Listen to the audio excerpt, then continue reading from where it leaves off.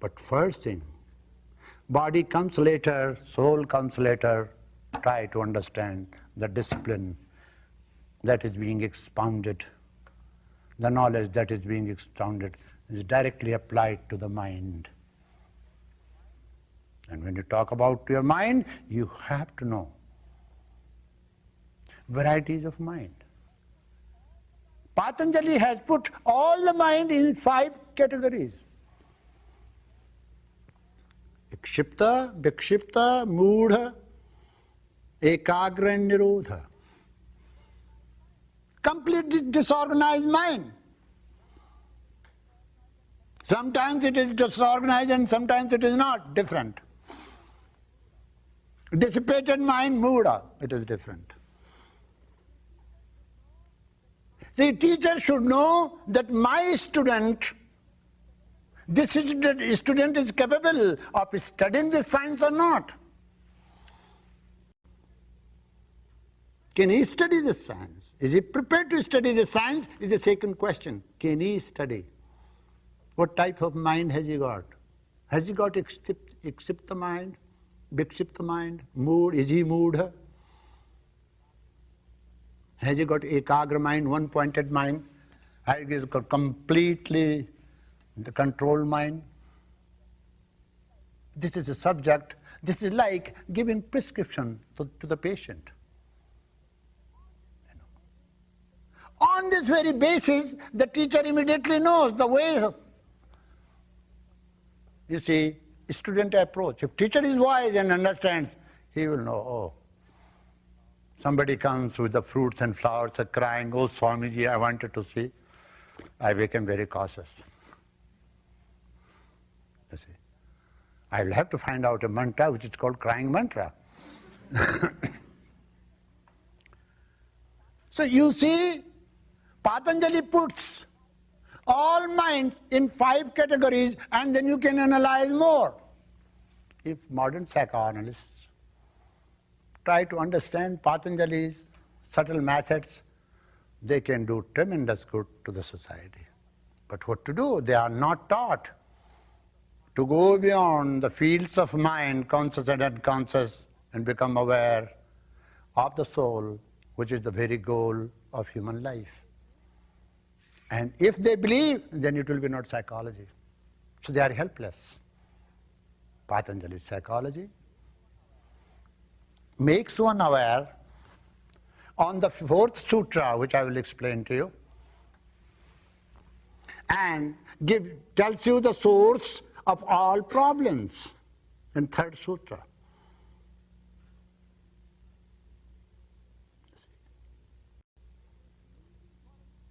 So it's easy for a teacher to understand the mental situation of his student, sometimes so accurately that you cannot believe. And you call it, oh, Swami Rama, you see, reads our mind. I don't read our mind.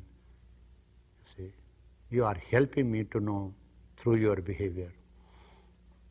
Now, behavioralism, that part of psychology which is considered to be scientific, is not complete, it's incomplete. Suppose I laugh. I laugh because you are laughing. Second time I thought, am I a fool to laugh? Because I have not understood it. And yet I laughed. Third time I laughed because it was very late for me to understand. I laughed on that. One laughter, same gesture, same action has 3 different origins. The science of behaviorism, though accurate and correct, is not much helpful. Therefore, there sprang another branch of psychology, and Freud, James, Williams, those great psychologists tried to go to the deeper aspects and to find out. But they did not well understand Patanjali's method, which is so subtle, so exact, so profound that this science is called exact science. Why Patanjali does not talk about physical human being? Patanjali says that whole of the body is already in the mind. Understand this. But whole of the mind is not in the body. So I want to teach you first mind, and then I want to teach you body and soul both. You should know your mind first. In English, the word man, M-A-N, man, is actually Sanskrit word.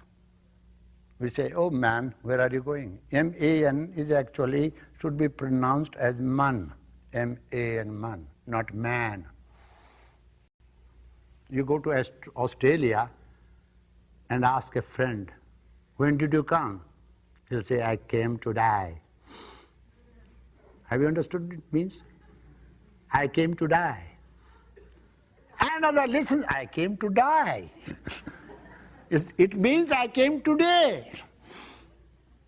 So the word English man actually means mana. M-A-N, mana. Mana means mind. Oh human being, you are a thinking being. You are not only a breathing being or physical being like animals, but you are a thinking being which is not found in another kingdom. That's why I call you man.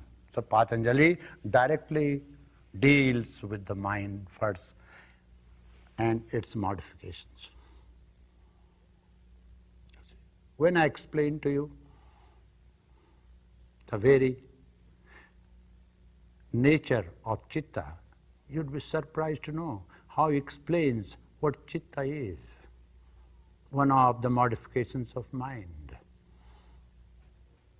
one of the aspects of your being, internal being. As you have limbs outside, 4 gross limbs, 2 lower extremities and 2 upper extremities. So there is a man inside you who also has 4 definite limbs. Antaha Karana. Anta means inside, Karana means that which functions inside. That which functions inside is real man, that which functions outside is only projection of that real man.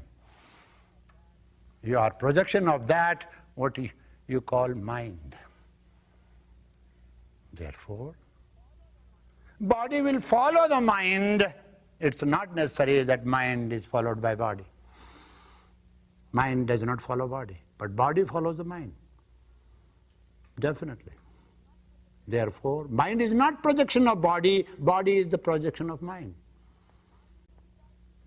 Patanjali dived deep into the deeper realms of his being and found out the various functions of his mind. The method of Patanjali is unique. Now, those who are regular students here, they know I have explained many times, which I am making a diagram and explaining to you. So I told you, it becomes easy for the student, for the teacher, to know the mental condition of his student, if he is a competent teacher. He will see when a student comes, through walk he can know what the problem is, like a homeopathic doctor. Any doctor. If you are a good doctor, you can easily find out. You don't have to ask your patients. If you are a good psychologist, you'll find out what type of patient is coming to you. Many patients come crying. Most of the time they cry and they speak little. You can easily find out. The therapist should develop, the psychologist should develop that skill, exactly like the yogis develop that. When the student comes to them, they know where he is by understanding, by putting them in one of the categories. Vikshipta, completely distracted mind. Vikshipta, Moodha, Ekagra and Nirodha.